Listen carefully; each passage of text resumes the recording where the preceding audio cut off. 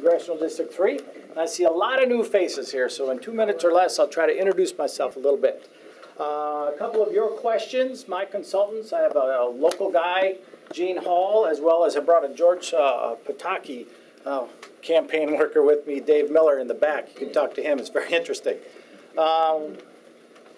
For the endorsements, we've got endorsements from Combat Veterans for Congress, a national group that wants to see combat vets serving in Congress. I've got endorsements from local school board members, Sheree Malberg and Angela Weinzinger, and I have John Huey from Tom McClintock's office, who is promising me that Tom McClintock will hopefully be on board soon, but I can't claim that one yet.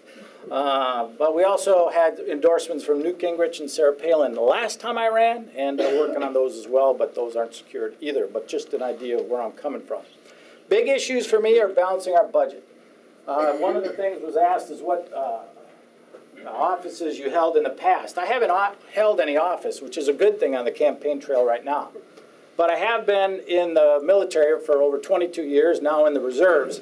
And I'm a commander of a unit, over 90 people under me, but more importantly, I balance a nearly $20 million budget every year because it's my job. And that's what I am going to Congress to do, is balance that $1 trillion deficit budget. It can be done. I've done it in the military for many, many times on many budgets. So the real reason I'm running is to do that. Second is Obamacare. It's got to be repealed. It cannot stand as the law of the land. And then Phil Gramm, my senator from Texas when I lived there, said, over my dead body to Hillary Care? Well, over my dead body to Obamacare. And then second, we got to solve this California water issue.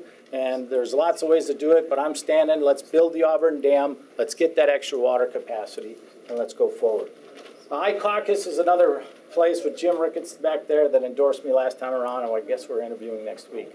Before I get to my question time, I will tell you unabashedly, unashamedly, I am pro-life. Thank you very much. Questions, please. Questions? Yes, sir. How much have you raised and how much do you have in the bank? You bet. I'm going to tell you one thing. We are not even close to Kim Vance's $300,000. No big deal there because I'm fiscal conservative. I'm well ahead of my campaign last time. We're at $20,000 raised, $7,000 in the bank. I raised less than 20 last time in a race of 4 people, obviously not the caliber of Kim in the back, but I won with 57%. Next 2 people who ran in the campaign prior to me were at 24 and 14. This race is not about money. Meg Whitman and David Harmer proved that in the last election. This race is about somebody who can reach across the aisle and win that 9% gap we have in registration in this district and win those Democratic votes. As somebody who's grown up on welfare, I'm a union member as an airline pilot, my military background, all reach across that aisle and win those votes. And I've done it. When I ran against George Miller last time around, 57,000 votes we won in a district that had 59,000 Republicans. Almost half those votes came from Democrats and declined a state. That's how we beat John Garamendi.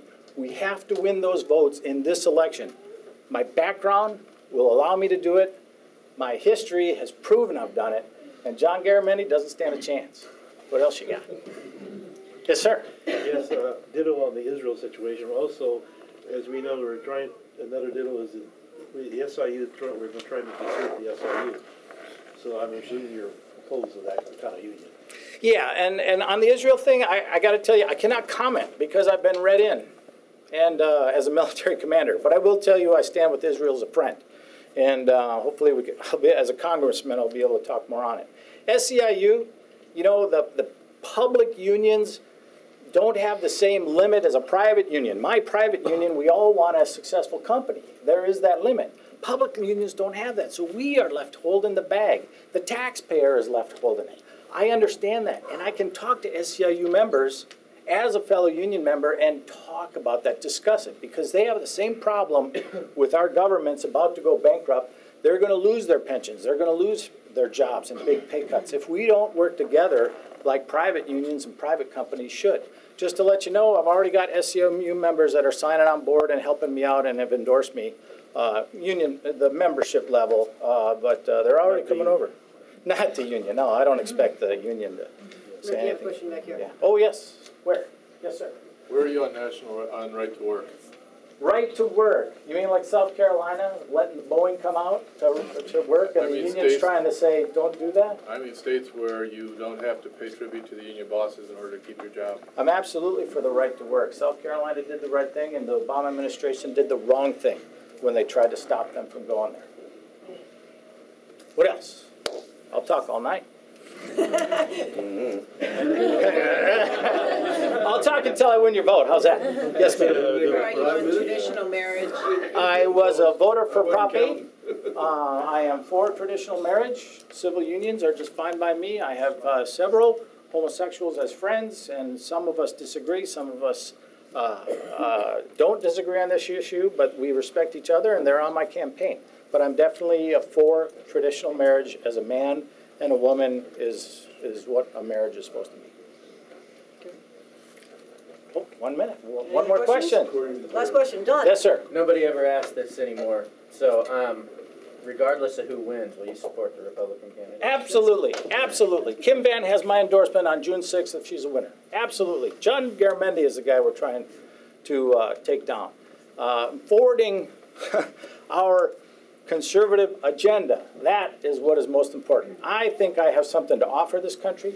My background, my solutions, my ideas, that's why I'm in this race to run. However, the bigger picture is making sure that we get back to a limited government, a balanced budget, and that American dream that we've all come to know and love. Thank you very much. All right. Thank you, Rick. Appreciate your